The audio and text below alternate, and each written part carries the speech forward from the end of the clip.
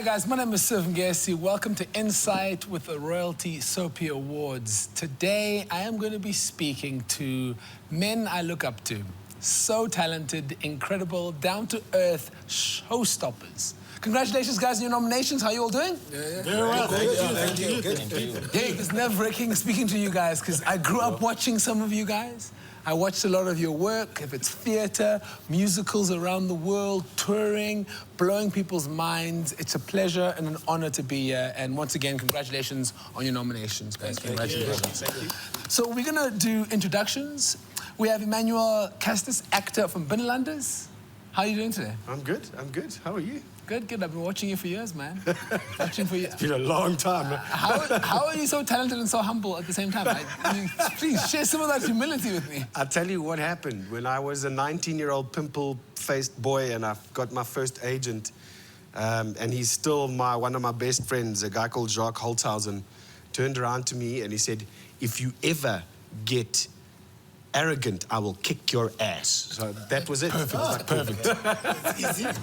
The next man doesn't even need an introduction. The voice, the presence on screen, on stage. Hamilton Dlamini, actor from DiepCity.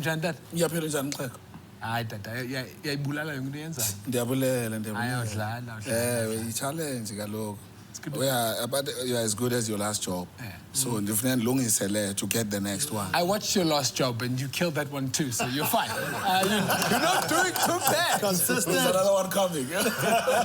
Senzokuhle from Isono. Yes, sir. You've been slaying it. You've been out there doing it and doing your thing, man. Yes, sir. It's great to have you here. Thank you. How are you feeling? I'm happy. Yeah? Good space. Oh, that's good. The next man says he's nervous. But have you seen the man do his thing? The man is doing things, he's out there, he's versatile. Ayanda, Daweti, and Yes, you are on Scandal. Yes, sir.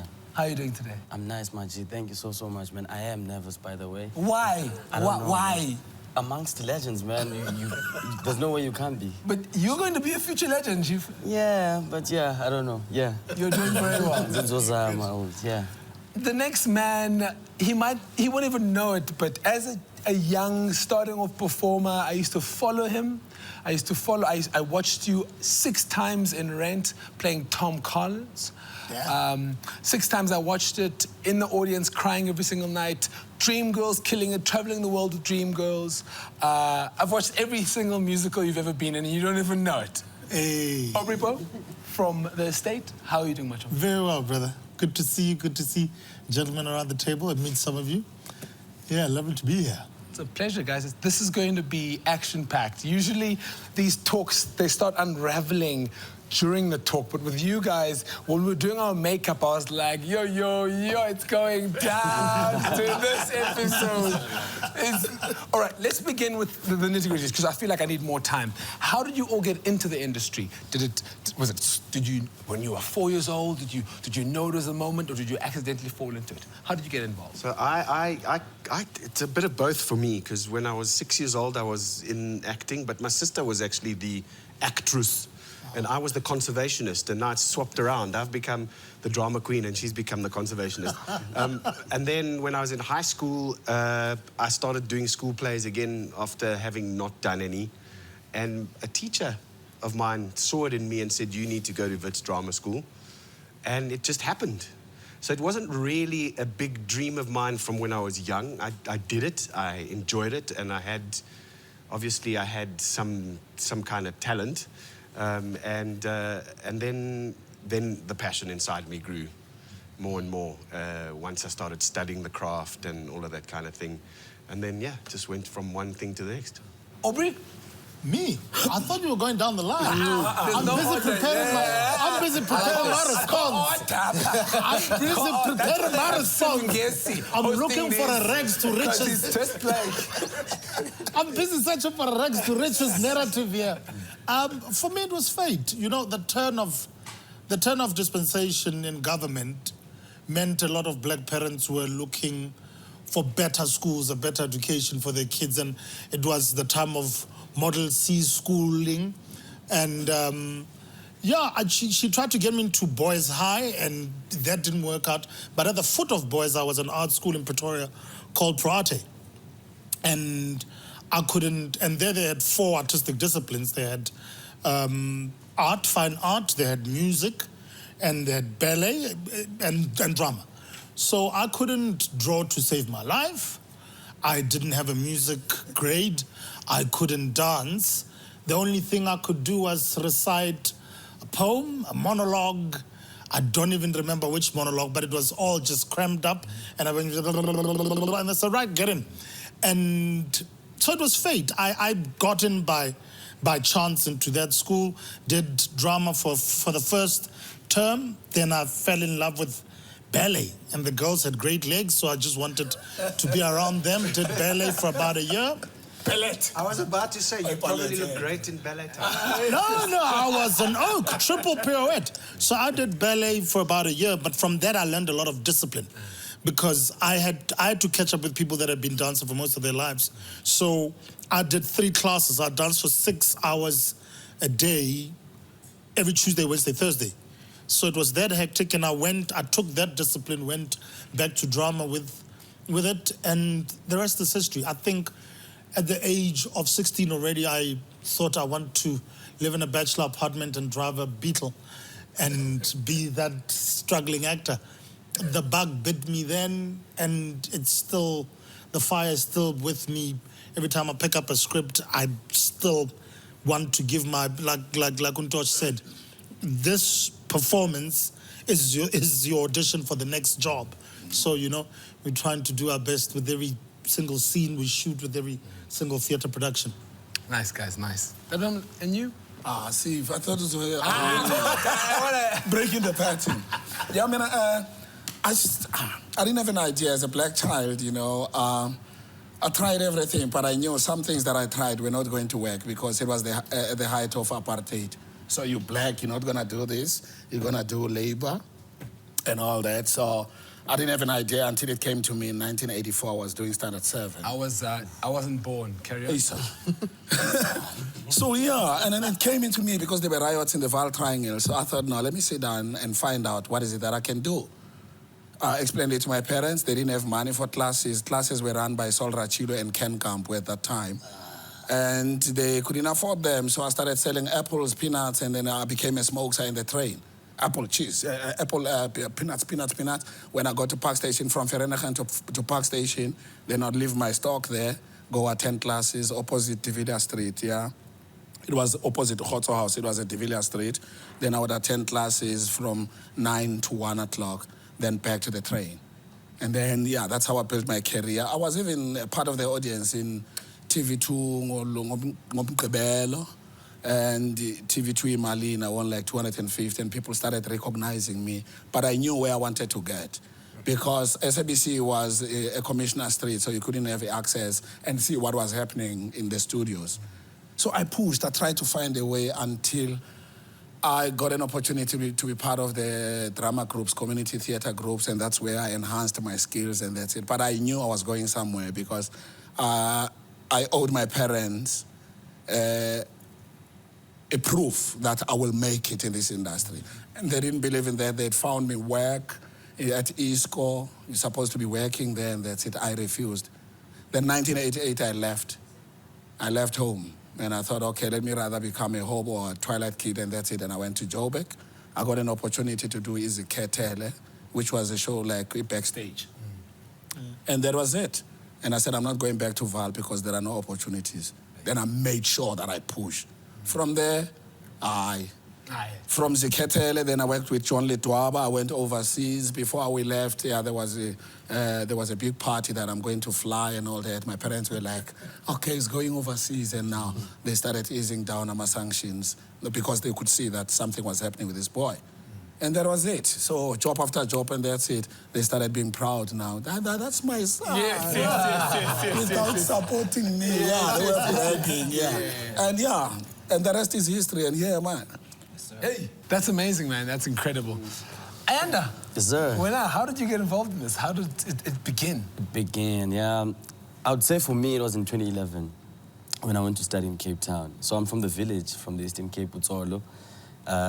there's few references like for you to look up to and say, this is what I want to do. I see myself in this guy.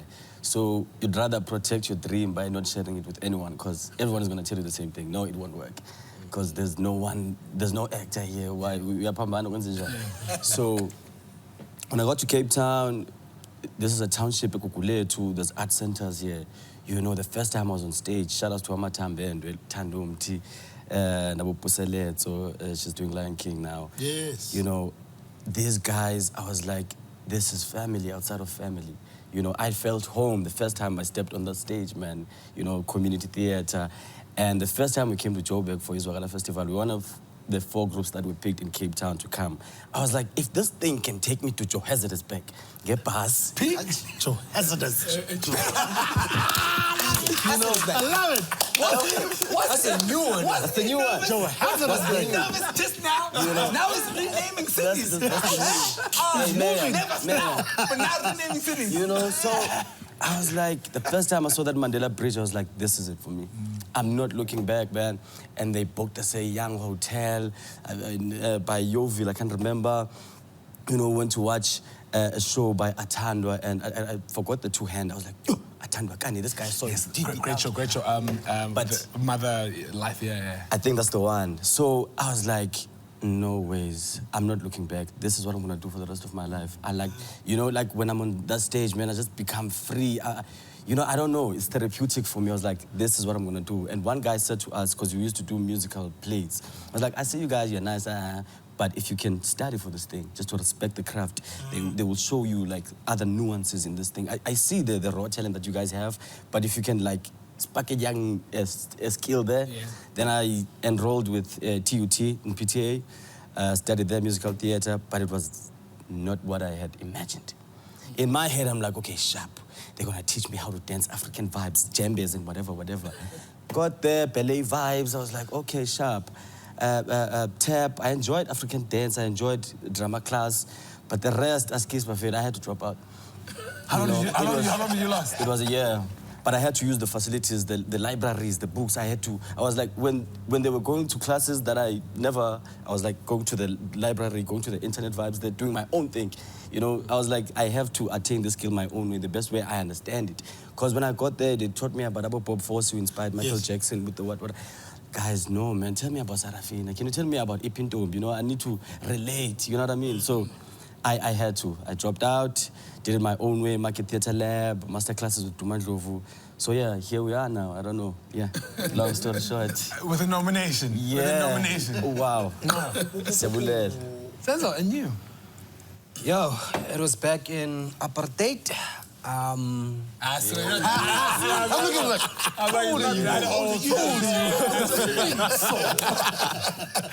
Yo, I'm kidding, man. As Aubrey said, I think it was fate as well, you know? For me, I mean, every other kid would be outside playing soccer, doing outdoor activities. I'd be home watching movies. That's all I did growing up. That's all I did. I think, and my mom saw it at a very young age. Like, okay, I'm gonna support this dream. I'm definitely gonna support this dream. Then she took me to school with dramatic arts.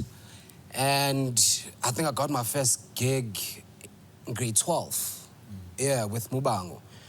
And Tumandlova saw the talent, is like, yo, I want this kid. I want to groom this kid. You know what I mean? And then here I am. So for me, it was just laid out. It was I never had huddles, and it was just laid out.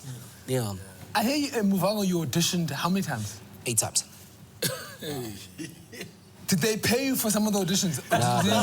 Did you get a call? That should have been a call. Like, that's a whole week of calls. That's a whole week of calls, right? Did they not give you any stipend? Nothing. Bro, nah. 8 callbacks? How is that possible? Bro, yo, they would literally call my principal. Like, okay, we want him again. Okay, we want him again. You know what I mean? And for me, it was a passion. I was like, yes, let's do it. Let's do it. I think there was like 30-something of us selected at the first audition, so they kept cutting the number. They kept cutting the number until it was just the 2 of us. Callbacks. Yeah. The question is, where's the other guy? He's around. He's around. He's watching movies. Yes. All right, so predominantly we're talking about soapies and television here, but around this table is some of the country's best theatre actors. You've traveled the world with incredible musicals, done incredible things, lived overseas. Hamilton, you've traveled as well. Then was at Albert, which I saw it a few years ago at the Grand National Arts Festival. Blew my mind, the energy. It needs to come back. When they open up, the country opens up, bring it back. We won't wait for the minister. We won't wait. He's chilled, yeah. We're bringing it back next year.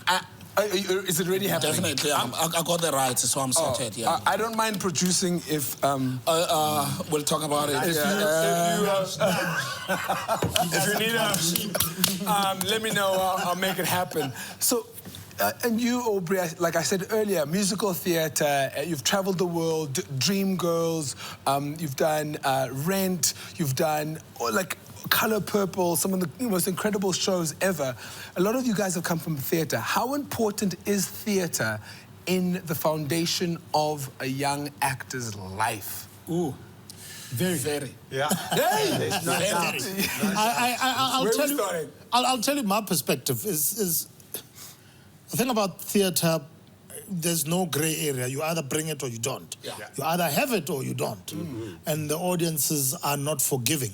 And I think most of us who've been in theatre have actually done a genre within theatre which is very difficult, and that's children's theatre. Because that audience doesn't lie, yes. And if they don't like you, they don't like you. If they don't buy you, they don't buy you. You know what I mean? And like Black Twitter. Like Black Twitter.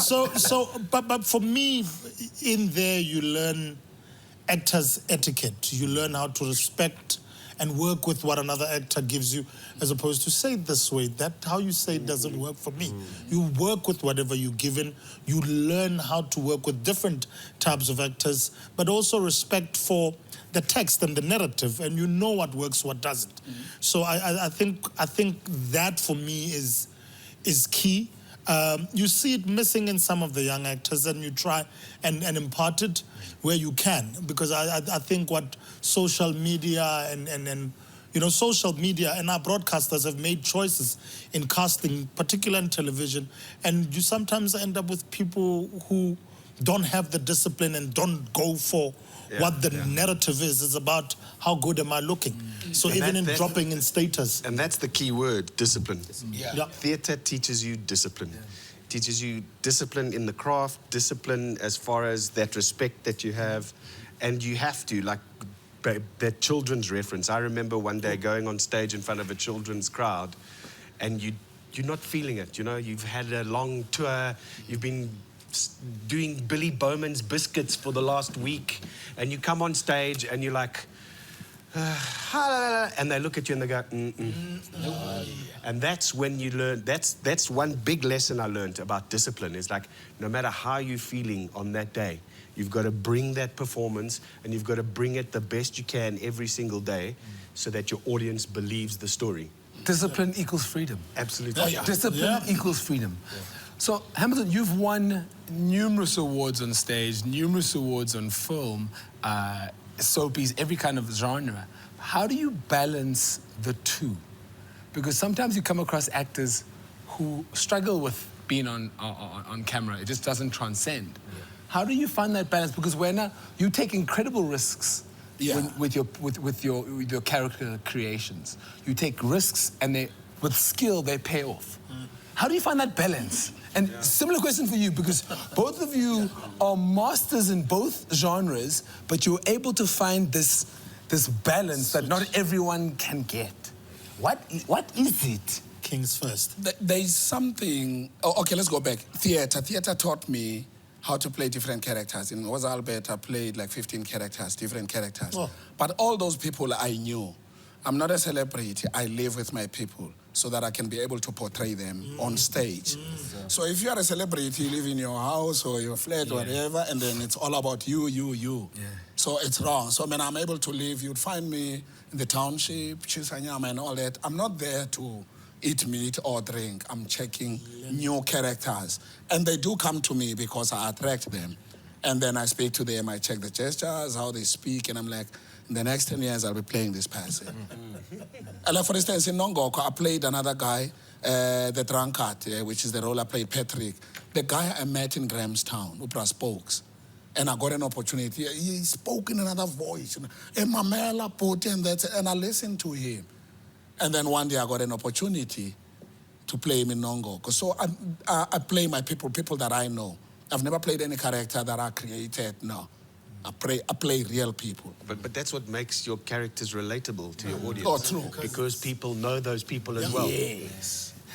To the younger actors, what's your view? That balance between theatre and film? Yo, it's very key, man. So with me, we never took it like mainstream, like your Nongongos and them touring and whatever, like community theatre, all these festivals, mini festivals. But what I took from that was discipline, like he said, you know. An actor prepares, you know what I mean? So when you get on TV, when, you know, like you exit, they rather tone you down than saying, hey, can you take it up a notch, you know what I mean? So discipline, preparation, punctual, you come on time, you know, you prepare, like a night before you're gonna do that thing. Because nowadays you come across people like on set, they first time seeing their script, you know, what are we saying in the scene? it's my cue there. They've never done theatre. There's no way anyone who's done theatre could ever arrive on set without reading a script. You've marked your script, you've done my sides are a work of art because we're also, sorry to break your word. You are reworking because sometimes the writers are not wordsmiths as people who wrote for theatre. There's a particular lilt that Fugard has. So what's on the page, when you pick it up, what Bongeni wrote in Woza Albert, you know, and with Bapesi, in workshopping all of that and making a piece together, there's some kind of poetry. And the discipline that has to come with that and how you deliver that every night consistently and how you find a rhythm, you know, that requires discipline. So when you find somebody who says, I don't like this line, why don't you say it? It's hard to put No, you said that line differently. Yeah, that's because I like to change it up every time. No, you didn't remember the line. Or improv or sort of vernac has become a way for people to hide behind not knowing lines. And they just use vernac. And this poor white director just says, it sounds amazing. Go with it. Go with it. And I go, but no, that's not the scene. You know, but so just to add how you switch. Theatre and Megan Wilson, when she directed me in Play at Risk, into my first, I got into the industry with a musical. I'm a drama student from what used to be Pretoria Technikon, now TUT. I just have a singing ability. I can't read music. They produced many musical theatre performances. Yes. Some of the best. No, but there's a musical drama theatre. there, not musical I did theatre. drama. No, I didn't do musical theatre. But what theatre does is it challenges you to make bold choices and define your character. Physically and even vocally. Let's define who that person is so that when you get to TV, if you take that discipline, you don't become a bland version of yourself. You make bold choices and people know who that character is on TV, and it informs so many choices that you make as an actor. So for me, that's how that's how you just stand out. You know, you're just a level above what everybody else does because everybody's so it's like you are handsome. Stop trying to act handsome. You can't be more handsome than you are. It's about taking risks. It's about stop trying to act handsome because trying to act handsome is not taking risks. And going beyond a certain boundary of what you think you look like. Just too self-conscious. If you watch yourself, you're not going to be it's the performance and the story won't come out. Okay, so being surrounded by men and caliber of actors like this has been, we're younger, right? Yeah. Does that inspire you? Does that make you want to be better, or does that not intimidate you? Because there must be a mix of two. There is a mix of two, Yeah. actually. There is a mix of two. But thank you, this is a masterclass for me. This is I'm like, wait, what? Say that again. Say it slowly. Where's my nose? Here's the thing about I've worked no Babutula, and I was like, I remember watching him on Egoli, right? You know, sometimes when you watch Were you people, there? Yeah, Egoli, directed by Pala, yeah, at the Market Theatre. I was chilling like this, to this, to this. You know what I mean? You're like, how do you do that? How do you do that? Have you seen him in Sizo Banzi's death? In Posa Albert. Was that? Have you seen? I was the front row.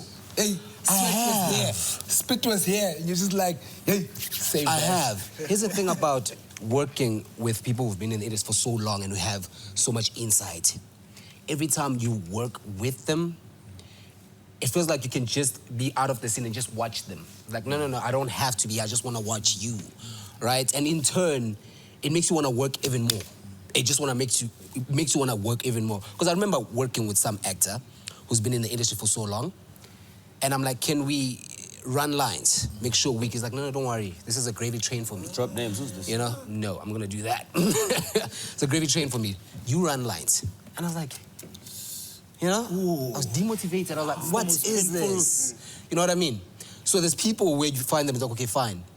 He's been in the industry for so long, but he's arrogant. Yeah. Right? And there's people where you're like, I just want to work with you every day. Every time I have a scene with you, I just get so excited because I get to play. You know what I mean? And with TV, you don't get that a lot anymore. But with theater, Yeah, TV is full of egos. yeah. And No, that- but there are people who've been, Hamilton, there are people who've been on TV for long, but they're not actors. You've been on TV. You've seen, but you're not an actor in the true sense of the word. And there's a lot of those. Just because you're in the ocean, it doesn't mean you're a fish. Please. Oh, yeah. There are people, no, and I remember a director, Wachi, Mzazi, I think, I hope I'm not butchering his surname. Mzazi said to an actress once, and social media was not a phenomenon then, she says, and he said to her, you love being on TV, you don't like this acting thing. It's amazing. And he walked away, and she still didn't get it. But there are people who are around, you know, they're handsome, and therefore in every scene, he wants to show off the three dimples. It's like, Chief, you have them. Let's live with the truth that's on the page. Come. And for me, there's a difference. When somebody like that, somebody who's been around for long, says, you run lines, I don't need to run lines, that's utter rubbish. Yeah. Because we are mechanics in a scene. If we grab it together and we lift it to a particular level, it's about what we find. It doesn't matter whether you're here 2 seconds and I've been here for 20 years. Let's find each other in the scene. Let's bring the scene to life. It's utter rubbish. That person has been on TV forever, but they're not an actor. Which is what I'm doing. I mean, I'm acting with young stars. But whatever that I did, I had you mentioning Woza Albert. It's not about Woza Albert and everything that I've done. It's about this story, the new story that we share together. With or without experience, we need to share. I mean, I've got actors who tell me that, okay, why can't we do it like this? They're suggesting. I'm like, yeah, that's a good point. We're exchanging. By the time we start to shoot, it's got a lack of flow. There's no ego. Because ego blocks everything. You can't absorb, they can't absorb. So you become a stupid actor. I mean, there's quite a lot of actors who are out of fashion now because of their attitude. And they forget that they did that to Gusizo. It's gonna remind them, and it hurts. I've been here for 25 years. What does that say? It's not about that. It's about this story. But you know what? I think I must say this.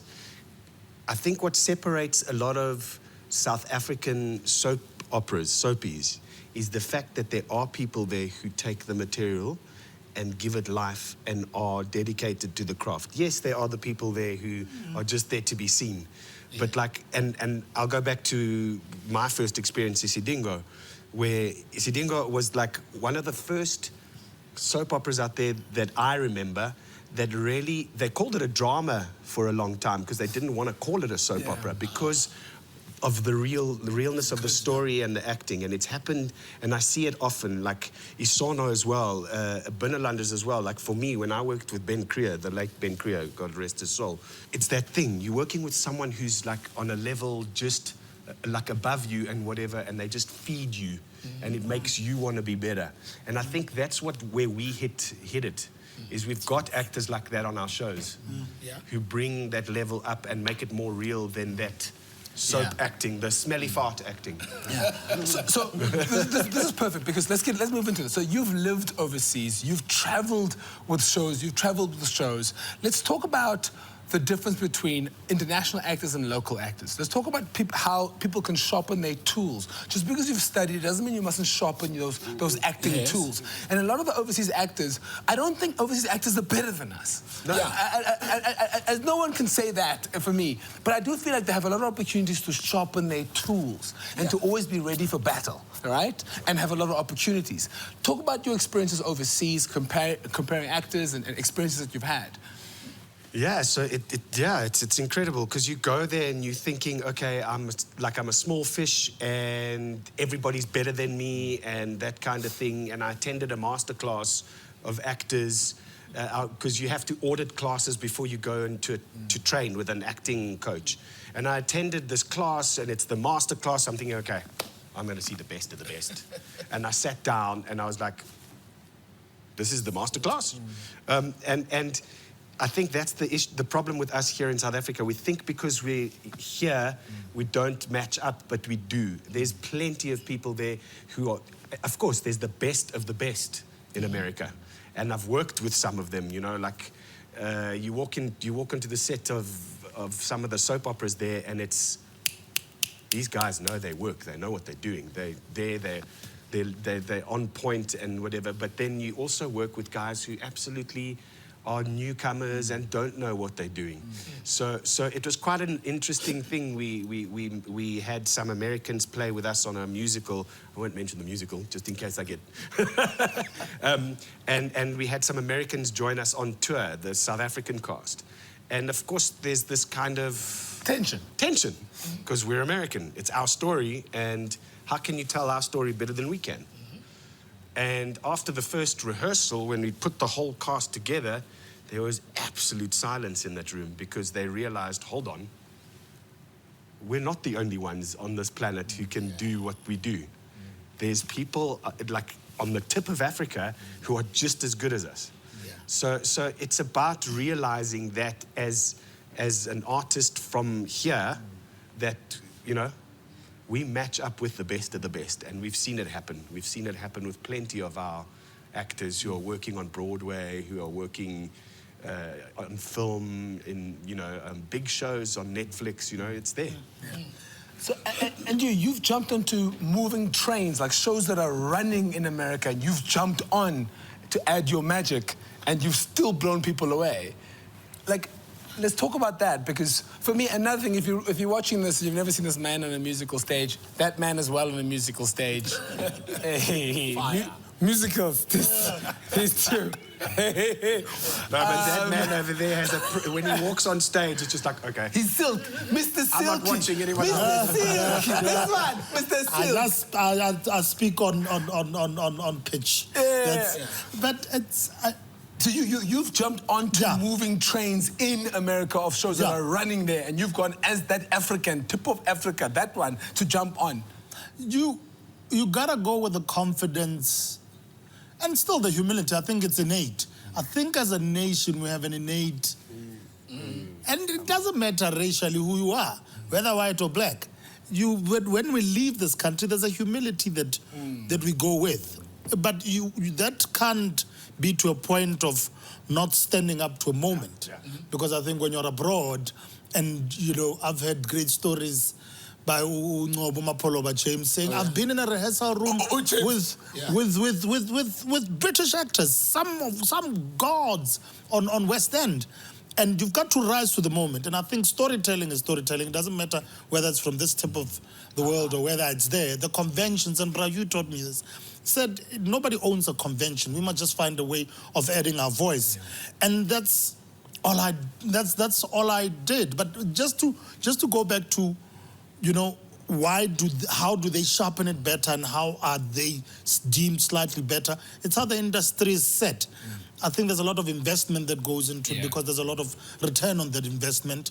You know, a movie is shot for for 100 million USD, it brings back almost $1 billion USD. Here, the industry is not seen as a money spinner. So as a result, it's a little thing that we do. And as a result, there are no tools that are set up to make sure that the cream that comes out. So some of us who've trained and who continue to observe the industry and the craft and continue to sharpen ourselves need to keep it up there so that the younger ones, when they come in, you see where the bar is. And if we can just keep that as a standard, I tell you, we could dent the global industry the same way Australia dented the global industry, the same way the UK dented the global industry. Aliens don't only land in America. You know, we are District 9. And that shows the caliber of talent we have here. I think the industry abroad is set up in a particular way that people do go to that class. Here, you hear of a class now and then. Somebody says, no, I was with Dorothea and Gold. And you're like, oh my goodness. Actually, that's such a brilliant idea to just go sharpen and stuff. I've got a character coming up for a film. Tosh, can I see you? What do you think, my brother? And then for somebody to say, find a walk. Find a walk, find a walk, find a walk. Talk to wardrobe and say, what is he wearing? I'm seeing this. To take it that seriously and take it to another level. That's what they do abroad. And I think if we can bring it here without anybody saying, woo, he's such a prima donna, you know, we'll have a better industry. But also, we shouldn't take community theater for granted because, I mean, that's where we get techniques, you know. People rehearse in garages, in shacks. People who come from those shacks are superstars, you know. So we've got our own way. We shouldn't compare ourselves with America because they have US dollar. We've got ways, and some of us here are from community theater, and we're hoying. We're not apologetic. We've been overseas, they don't know where you come from, and you come from the very same shack. So, how you get it doesn't matter. Yeah. We are on the same stage. Let's hoy. It's about understanding that you need to work at that craft. In New York, when you go to New York and you work with Broadway performers, they've been going to conservatory from when they were this high. Yeah. So they've been eating, sleeping, drinking musical theater or theater since they were 6. Over here, that's what we've got. That's the resource. So you've got to tap into that especially if you're serious about this craft. You have to be working at your craft all the time. And we have to do it a different way. Wow. So, you as the younger generation, what kind of advice would you give to anyone who wants to get into this industry? Don't get it. Don't get it. Don't do it. Become a lawyer. Become a lawyer. Become a doctor. Yeah, one, you have to understand why you're getting in. If you want to be a celebrity, don't even do it. Yeah. Go to Instagram. Don't use the acting to build a foundation for you to be a celebrity. Don't use that. It's a different craft. Understand why you're coming in and understand yourself. I think once you understand yourself, it becomes easier. You know what I mean? I can't be saying, I want to play this character, that character, but when I'm really honest with myself, I can't really play that character. We cannot play everything. Some people come in and just want to play everything. Give me that, give me that, give me that. Understand yourself, be honest with yourself, and then it's going to be easy for you. It's going to be an easy ride. I think that's why it's working for me, because I understand myself and I was truthful to myself. And I'm just a storyteller, you know? So I'm not here to be a celebrity. I'm here to tell stories. That's so good to hear. No, so then I want to go to the one who's from Eastern Cape. Yes, sir. Xhosa. Yes, sir. Is Lalin. Yo, it's all. Now, it's the same. I was watching the thing about the Springboks, about Mampimpi's story. Now, Mampimpi's story about how he got to playing in the World Cup was definitely one of the most difficult roads of any Springbok to ever get to the Rugby World Cup. Yeah. You could say your ride was pretty difficult because that brother was in Pretoria, right? He was in Pretoria. You were around Joburg. You came, you know. Val. Yeah, Val is you. Eastern Cape. Akhonto. Njani. How? Advice for people watching at home, but no excuses. Yeah, my George, everything. So, what I would say is, what I've realized about what I'm doing, this thing is spiritual, you understand? This guy loves acting, eh? This guy is the most humble lover of acting. I'm passion-driven, you know. I'm telling you. Such a silent love of acting. The whole time. You know, and if this is your thing, trust you in me, it will find you. You know, I don't understand this concept of getting in. Maybe you should know so and so and so. Because it's funny how I got into Scandal, like the show that I'm doing now. You know, The one that you nominated for? I mean, come on. No. You know, I was not called for the role initially, like when they were auditioning. And I had went to audition for another show that was working with the same production company that is shooting Scandal. So I just went there just to audition. It's a different show from Scandal, but the production company they were hosting the auditions at Scandal Studios. So I went there, did my thing. I knew that I wasn't gonna fit this character, but I just wanted to go there just to be in their tapes. Be seen, yeah, be seen. Yeah. And then a couple of weeks later, I got a call from my agent saying, yo, they are looking for a character on Scandal and they picked you to come and audition. When the lady who was auditioning told me that, look, I've been looking for this character and we were about to go to the Eastern Cape now, Rhodes and all these other Grahamstown, whatever, to look for this character. Because if we have the guy who looks the part, the Xhosa is not that well. If the Xhosa is not that well, the acting is not the one. So they picked you because they saw you from these tapes and like, maybe you can try and do this thing. I moored it. This guy was nervous just now. Now he's mooring things. You know, and for me, how it happened, I might not say the way it happened. I don't know, because I'm not too well with this. But the way it happened, man, for a guy from the Eastern Cape, Utsolo, chilling a Soweto backroom, but 400 ngenyanga, and man, 30 train in Siamake Theatre Laboratory, just to learn this thing, and for me to be picked by a lady who was like, guys, give this boy a chance. My guys is auditioning for Orlando, and here I am now, 3 years later with Soap, you know.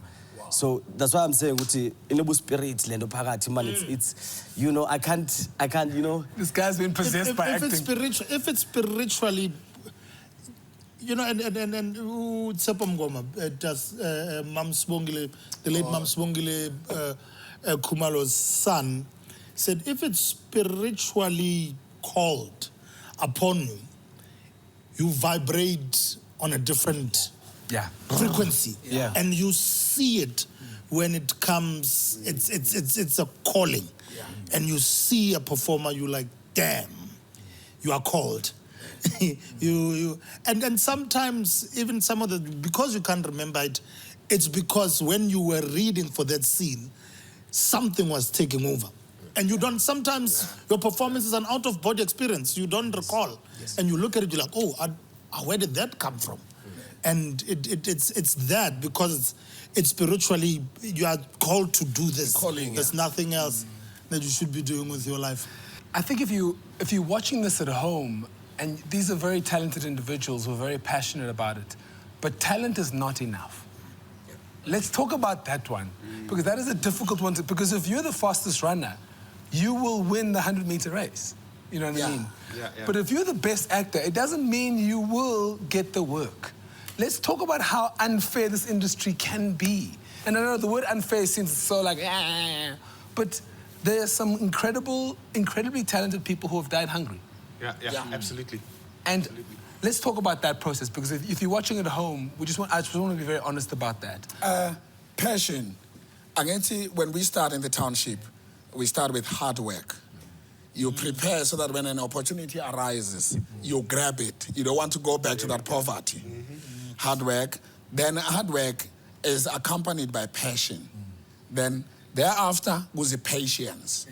And you don't wait like you're waiting at the bus stop. You wait while you're busy preparing yourself so that when it comes, you grab it and you don't let go. Because other people are given an opportunity and they don't see it. And you only see them once on TV and that's it. But what I like is that they don't do that in theater. In theater, there are TV you can do that. Theater, we are such and it's hard work, passion, sweat, and blood, and that's it. You have to get it. Like Aubrey said, if you don't get it, go home. It's not your thing. So, your opportunity means vela also ready. They always say everyone gets opportunities. They just get given to other people when you don't take them correctly. Yes. They're just going to go, oh, you're not ready. Oh, you ready? You ready? Grade 12, 8, 12. It's okay. I will give it to you. Pretoria. You know what I mean? So for me but what kind of advice can you give those young ones of going, what about the marketing side of us? Because not every actor is good at marketing, selling their product. If you're the best singer in your shower, no one cares if you sing well in your shower. Yeah. Someone needs to hear you sing outside. What kind of advice can you give the other actors to be seen? How to be seen, to get out there and their talent to be seen? Social media, look, social media, in as much as it has its pitfalls, it has helped people have advocacy about their brand, in real time get a reaction about their work. So you can use these platforms to put yourself out there and say, you know, I mean, I'm not saying go and fart around in front of your phone and post that out there. There needs to, overexposure is the most dangerous thing for an actor, you know, because if we see too much of you and you are out there all the time, by the time you're supposed to play the young president of South Africa, we can't believe you. There's no mysticism about you that makes me believe that you are that character. For me, you can use those tools, but go out there, get an agent, ask questions, ask for opportunities, ask to be introduced. I'm working with a young fella now. You remind me very much of him, Uspaki Klulu. Yes. You know, and Uspak said, Bra-Obs, I want to, I don't know why they call me Bra-Obs, Bra-Hamilton, I'm young. It's a good prefix for you. That's Why do I have a prefix at this age? Somebody call me Timer on set. Buddha. You young man.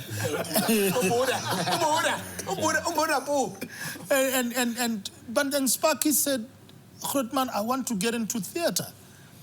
And I said, okay. I like your discipline. I like how you bring yourself to work.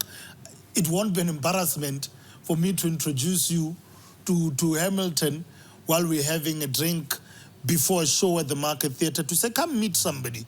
Lentwani Grant, when you're producing The Island, consider, see him. Let him come in for a read.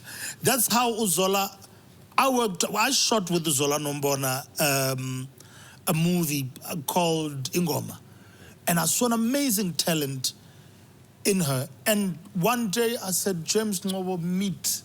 I think you've been looking for an actress for this role. There she is. Matt came to read. She was ready. And it's what you living on the edge as an actor, ready for an opportunity.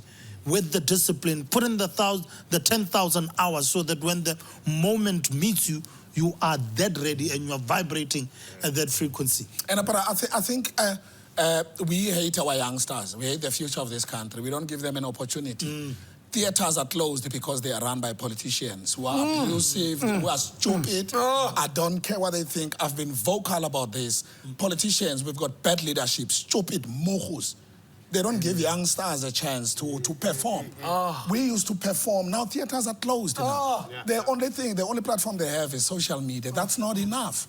So we need to give them a space whereby they can explore and find themselves, and we give them notes, but we can't. There are no platforms. So we hate our future. We are messing up this country. What I love about that is ownership. You said we. Yeah. You said we because we're guys. We're all part of it. I voted. We're part of the problem. We're actually prospering from that because we're fine. You know what I mean? But we have to, I love the accountability of that. That's one thing that's lacking in the country is accountability of how can we get involved in helping the future of this country be better and have more talent. You know what I mean? Sorry, Emmanuel. What incenses me is that you have a faculty of arts in most of these universities that are state-funded, right? You have a faculty of arts and you've got performing arts as a department, right? How dare you churn out so many students and still not have a sector stimulated enough to absorb them? Why are and then they learning say, that? you don't have experience. Where are they going to get experience if there's no jobs, if there's no AREP, the young touring children's theatre companies that are to give these youngsters work to make sure that by the time they say, here's a lead role in something, he's fresh, he's done his 10,000 hours. It incenses me that our politicians, they just wax lyrical about, hey, you know, this industry. Congratulations on your condolences. Condolences. Minister of congratulations and condolences. We won't mention who his name is. We know exactly who he is, who said theatre is fine and well. We won't mention names. But that's the thing. That's the corporate world, the entire country, not just the politicians, even the corporate world and business don't see show business as a business in this country.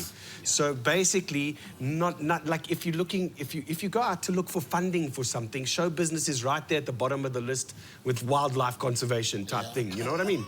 It's like, yeah, whatever. And below rhino, of course. Below rhino. Below the rhino, because rhino's important. They're by the termites.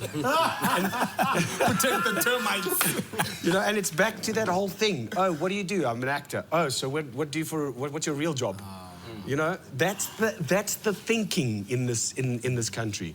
And so there's no support outside of the schools that you're saying. And I think, like you say, I think as the older generation, I think it's important that we try and find a way to go back to how we mentor. And that's a lesson I learned about before I moved to LA. It's about finding mentorship as a younger actor and giving yourself as if you're a possible mentor.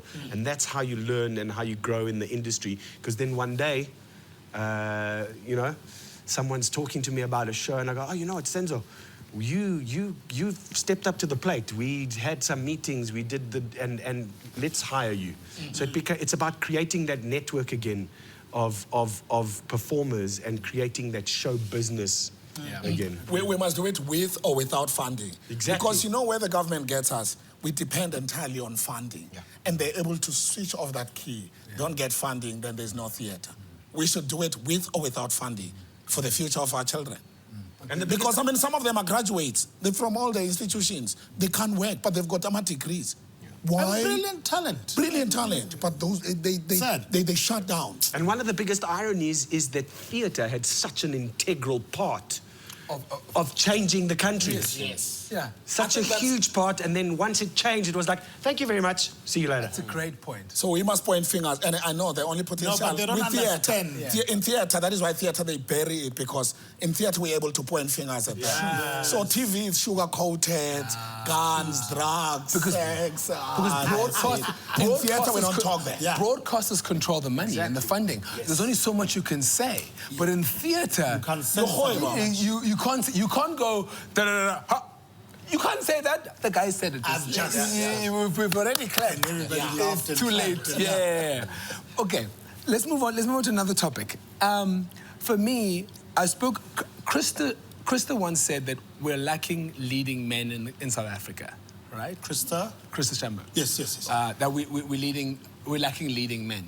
And I want us to talk about that. How can we start producing more leading men in the country, and men who are healthy, take care of themselves, and really are putting money in their craft as leading men? You're a leading man, a young leading man who's taking care of himself and putting, you know, he's marketing himself out there. I think, man, it starts with the older generation. You know what I mean? If the older generation is going left, I'm definitely going left as well, because I'm seeing the older generation going left. You know what I mean? I feel like with young people, we need to stop looking at the older generation. We need to be inspired by the older generation, but not follow them throughout. You know what I mean? Because define yourself.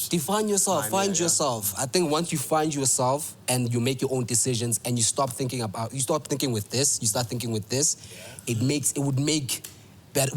would be better men as young people. Because right now, all we're doing is we're thinking with our stomach, not with our mind. We can't make our own decisions. You make your own decision, they're like, who do you think you are? I've been in this industry for this long. You need to follow me from A to Z. Once we start making our own decisions, we're gonna be better men. Yeah, it goes back to what you said earlier about knowing who you are and knowing what you can play. And this was one of the things I was told in that one class in America. He said, the coach said, nobody does Jack Nicholson like Jack Nicholson. So it's like, you've got to know who you are to create that space of being a leading man. Because then you know where you're going and you know what you're mapping. Okay. Now, men, the next question is, how do we as men in the industry make sure that our women in the industry are treated better? I say our women, but actually they're not our women. We don't own them. There's no ownership of women. Let me rephrase that question. As men in the industry, how do we make sure that women in the industry are given more opportunities and are treated better? And how are we making ourselves accountable to putting up our hands and going, that is bullshit.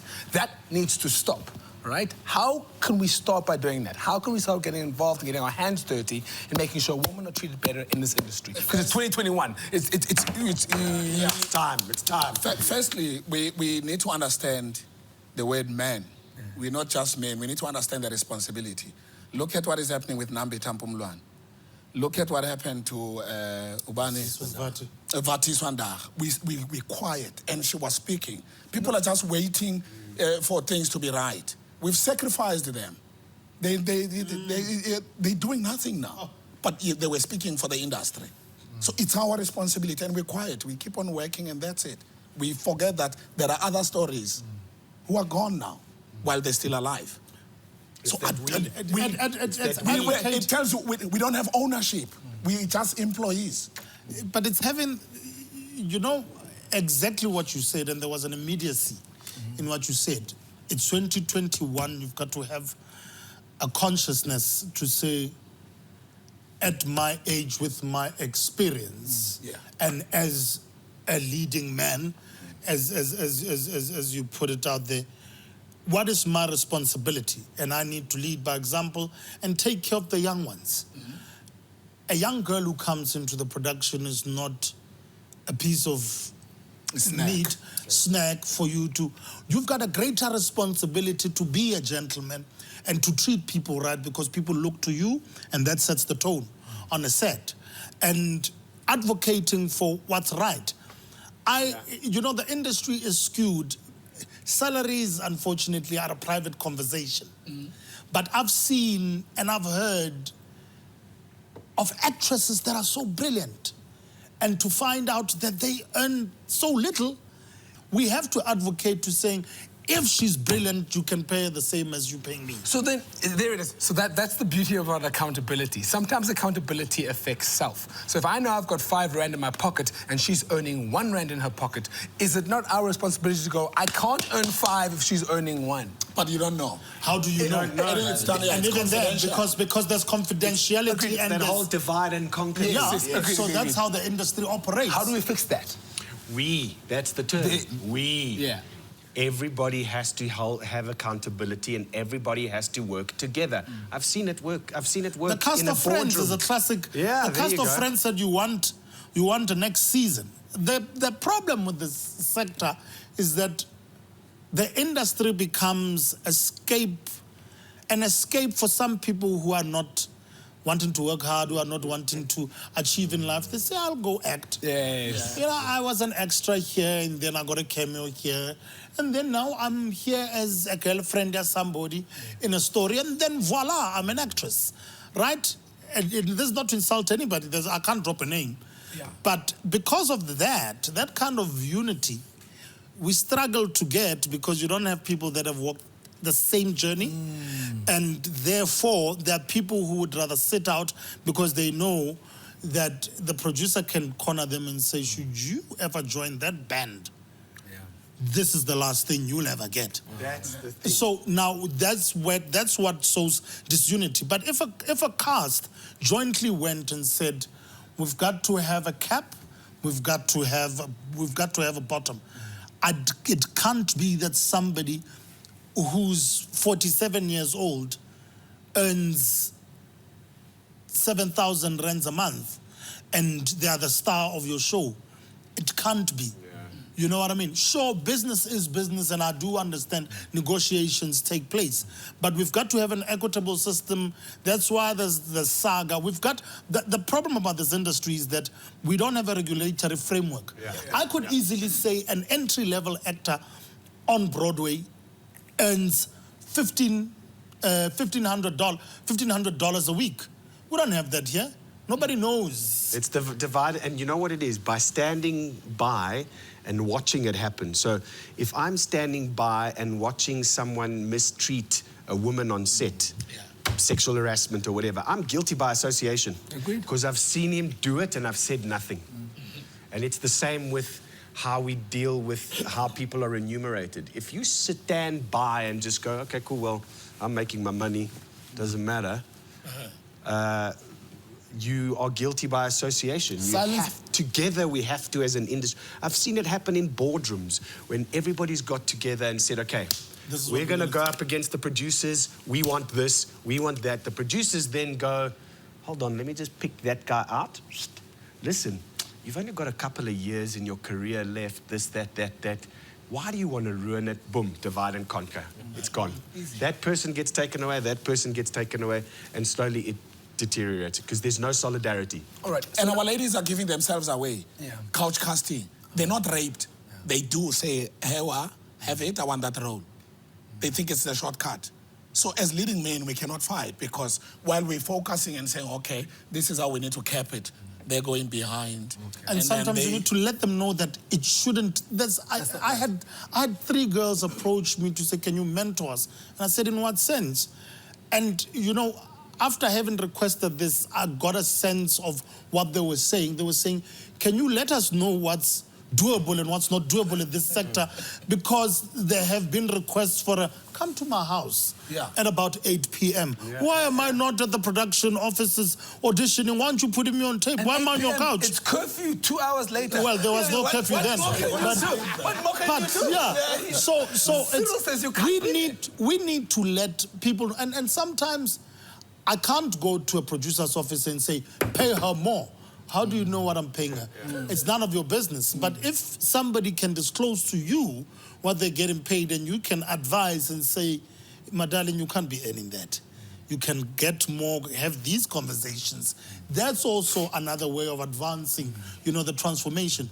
Because sometimes it takes the person standing up for themselves but being empowered with information. If I tell you, Mfana, it's wrong that you are earning such little money with the talent that you have, but also don't go there and say, I want $1 million. Nobody makes that money. And Aubrey said, I must say this, because usually that's what, you speak to them and they say, Aubrey said, then you're in trouble. That's it. This sounds like a script. All right, let's move. We don't have much time. We could talk, this could be a 3-4 hour episode. To the 2 younger actors, compared to those ones, obviously, you guys are still nominated and doing incredible work. I just want to ask, how do you prepare for a character? When you know you get the script, just to give advice to people who are watching at home, how do you prepare for an audition for a character before you get in there? So for me, I take this thing as like I said before, like spiritual shandits. But so my interest is in human behavior, you know, because I do want to believe that acting is a study of human behavior. So we are mirrors of society. Like, people don't see themselves. When they watch that TV and see Bob Hamilton doing his thing, like, I have an uncle like this, he speaks like this, he looks like this. So I don't know, man. Like, it's like when someone is telling me something, like a story, I have pictures in my head while they are talking. I have a set already. I see this thing when they are telling me this. So if you don't have that, I don't know, man. Maybe this thing is not yours, you know? Because I don't have, like, a proper, this is the method, this is the technique of, you know, if it's yours, and you know what to do when. How do you personally do it? When you get a script, what's the first thing you do when you get a script? Like I said, like when I read this thing, I see you see it. I see it, you know, and I try to find, you know, different ways, nuances, different behavioral patterns in it. You know, I have my weird way of working, man, and I can't even, I don't know. That's what, yeah. you know what it is. I know what it means. Yeah. And what's your process? Because sometimes you get actors who, you know, are like, oh, it'll come out, I'll learn the words and it'll come out. Or do you read everything first and then learn your lines? Do you highlight, what's your process? 'Cause everyone has a different process. All right, with me first, before I even go to an audition, I always tell myself, I always ask myself, what is it that I want to play, right? Should I want to play a doctor, I would find, when there's no auditions, no roles, I would find ways to do a research on how doctors talk, you know what I mean? The terminologies, the walks, everything, right? By the time there's an audition, I'm ready. Yeah. Right? with the script, for me, it's never about the words. It's never about the words. For me, it's about the story. One, do I believe it? Right? If I do, then it makes my job easier. Right? And then with the words, they just come. I never do that whole thing that, okay, and then he said that. You can even change them. You can even change them. Because the writers don't know that doctor. You bring the doctor. Exactly. Change the doctor. Exactly. I know the doctor. For me, it's about knowing the character first. As long as it doesn't affect the story. Yes. As long as it doesn't affect the story. You have to know the story. Right? You have to know. That's why I'm saying it's the most important thing is to do your research. Honestly, do your research to the T. Once you do that homework, it makes your life easier.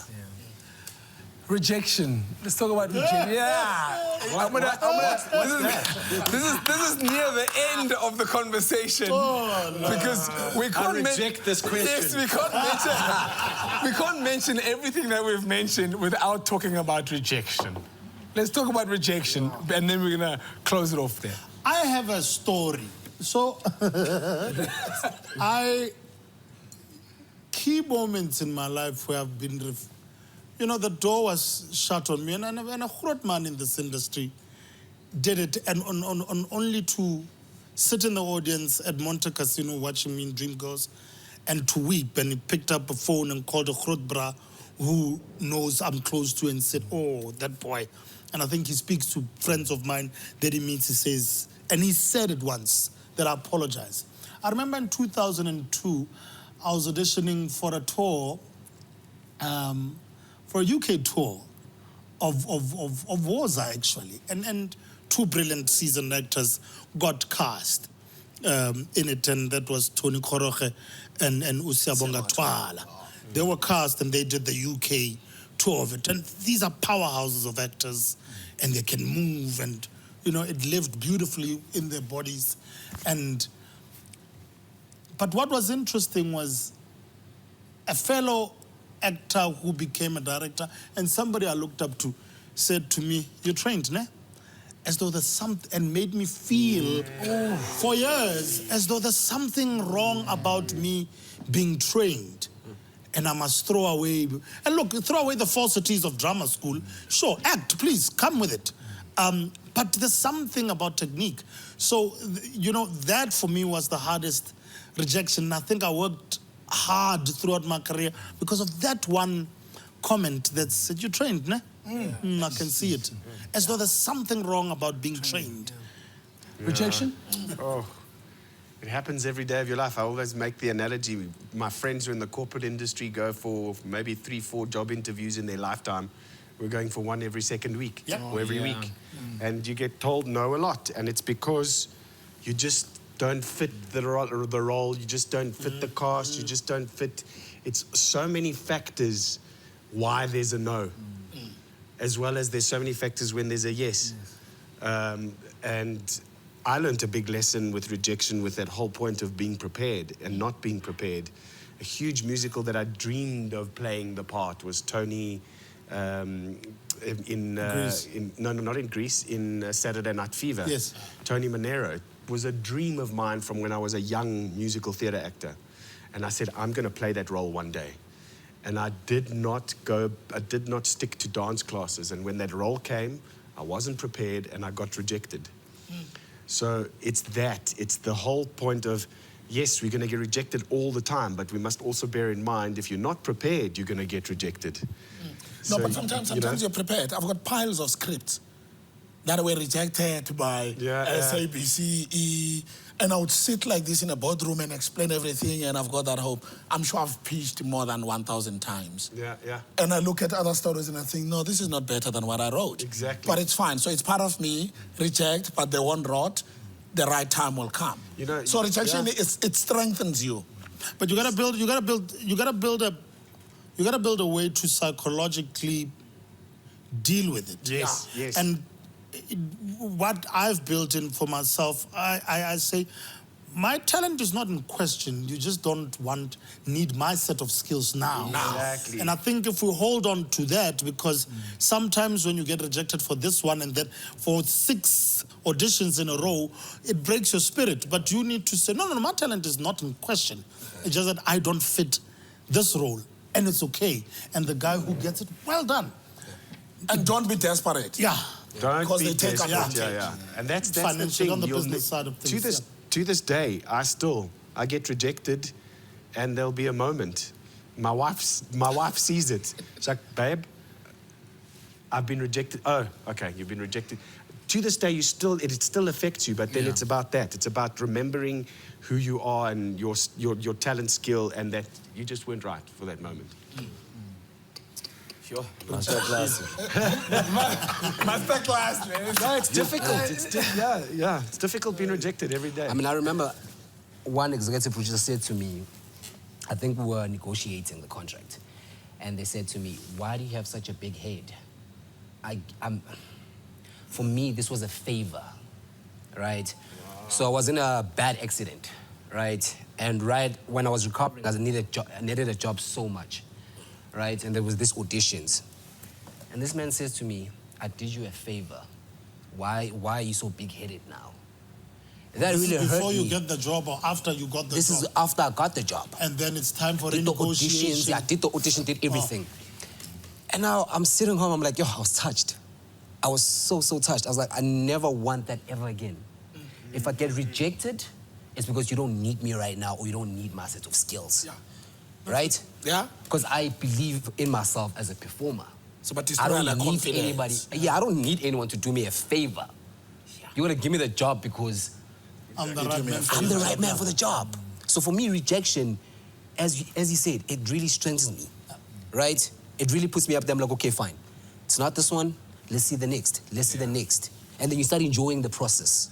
But you must also understand that the generation of producers, the money people, are of an older generation. So when you're young, the sense of self that you have, they can't relate to. It gets read as arrogance. Yeah. And sometimes because you grew up in an era, I doubt I'm more than 20 years your senior, but you've grown up in an era where you were affirmed and you were told you are great and the media around you told you are great and. So you have a stronger sense of self and you've got a stronger sense of no and yes, I'll go with it or maybe I don't. We were very much here, you know, and it kept in hand for the longest time until we learned that I can say no and walk away. And it's okay. Yeah. You see, what hurts most is that we've been through that, but we're doing it to them because, I mean, it's us producers. Yeah. Why do we do that? Why do you have to break Why do you your reject spirit? him? Because, you know, you're breaking his spirit. Yeah. The black and white producers are doing that to the future of this country. Because it's easy to mistake confidence for arrogance. Thank you. Just because of it's relativity. It's from where I'm standing, he reads arrogant. But if you just took a different perspective, you'd go, hey man, this generation is so confident. Yeah. And they have a different, but it's interesting, it's a funky mix. But our generation reads it as like I said, a big-headed. But that's what is big-head? I'll be honest just with you. because you've got posture.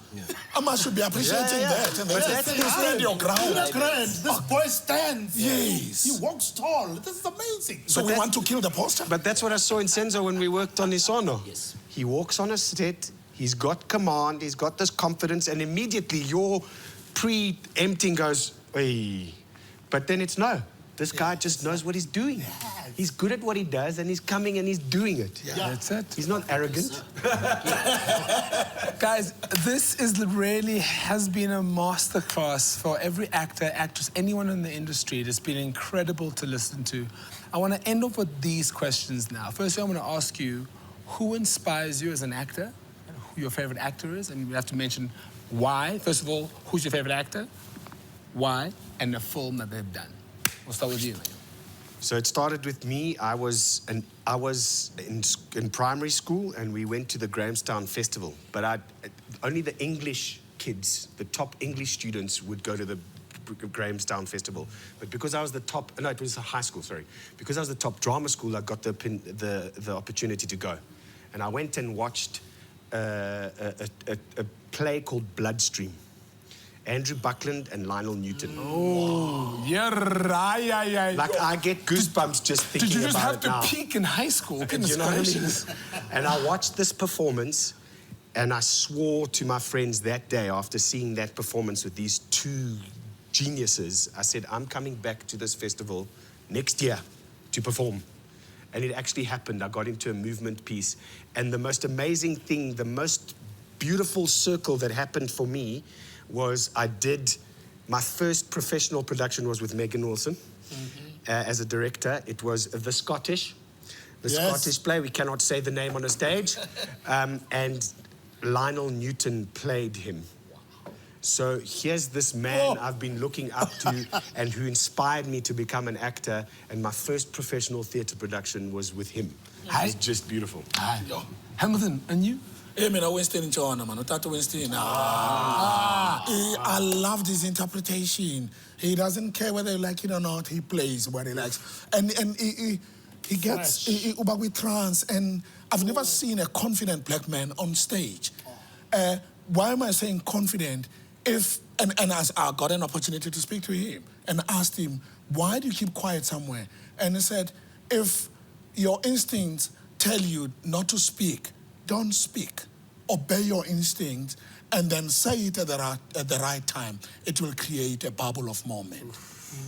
And Oprah Winstein, Dr. John Khan would talk, and would just look at him and say, over, John. That's very like.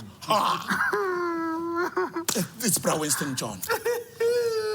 And that inspiration, and I thought, And it's a pity he left without giving other generations what up. But it's my duty, because I've learned from him. I must give them good. Don't rush. It represents those people. Silence. Talk about that bubble. What's that line about the bubble? Bubble. Don't be afraid. Don't say it when it says don't say it. Obey your instincts, because it will create a bubble, a moment. If you're watching at home and you're a young kid who was during this COVID time, not everything that's a bubble has got to do with COVID, just so you know. And you, favorite which actor inspired you? Yo. Wait a minute. Wait a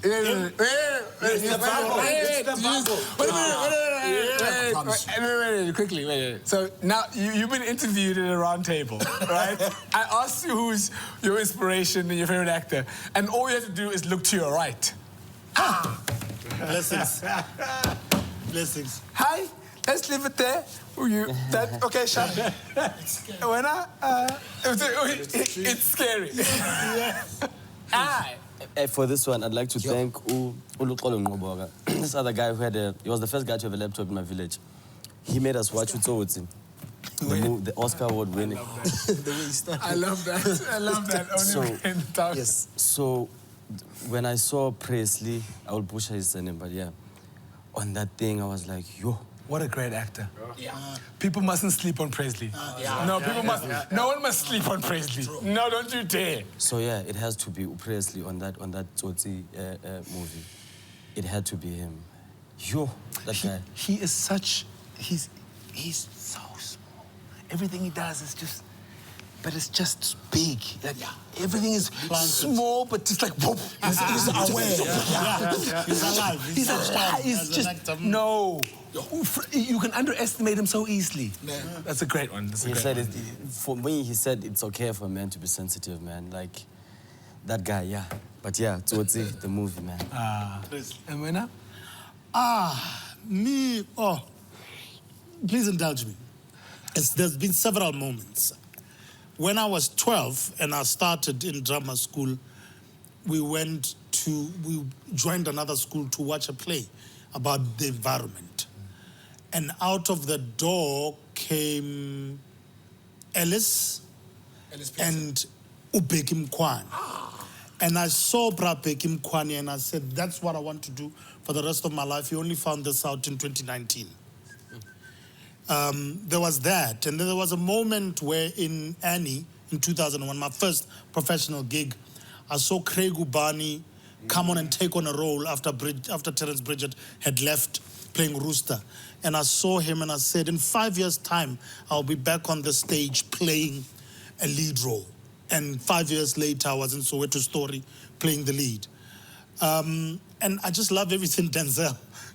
I think in terms of somebody who who switches between theatre and gives his film choices the gravity and the weight. And in the latter years, Denzel has just become, you know, the Marlon Brando of his era. And as a black actor, I think, growing up. So yeah, thanks for indulging me. I have no words. This has been action-packed, insightful.